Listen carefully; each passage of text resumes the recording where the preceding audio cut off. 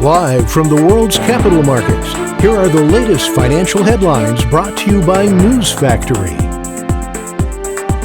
Hello and welcome to Monday's Daily Financial Review. Here's what's making the headlines in the markets today. The dollar dropped 0.3% against the yen in the last session. According to the stochastic RSI, we are in an oversold market. The Bitcoin fell 0.5% against the dollar in the last trading session. The CCI indicates an oversold market. The gold dipped a slight 0.2% against the dollar in the last session. According to the CCI, we are in an overbought market. The last session saw the oil gain 0.8% against the dollar. According to the stochastic indicator, we are in an overbought market. Coming up, the choices from our chief analysts for today.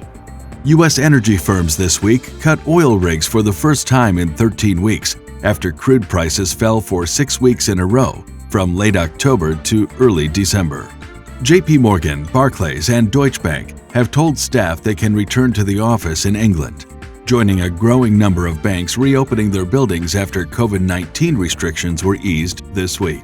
The safe haven yen gained versus the riskier Australian dollar as risk sentiment soured amid rekindled fears of heated inflation and aggressive Federal Reserve policy tightening. Those were today's major economic events. And now, moving on to world financial headlines.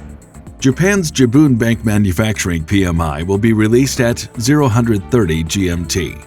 The French market PMI composite at 0815 GMT. The UK's market manufacturing PMI at 0930 GMT. The US market PMI composite will be released at 1445 GMT. The US market manufacturing PMI at 1445 GMT. The French market manufacturing PMI at 0815 GMT. We hope that you've enjoyed Monday's financial review. On behalf of all of us here, we wish you a productive trading day. Be sure to join us tomorrow morning for the latest news and events from the financial markets.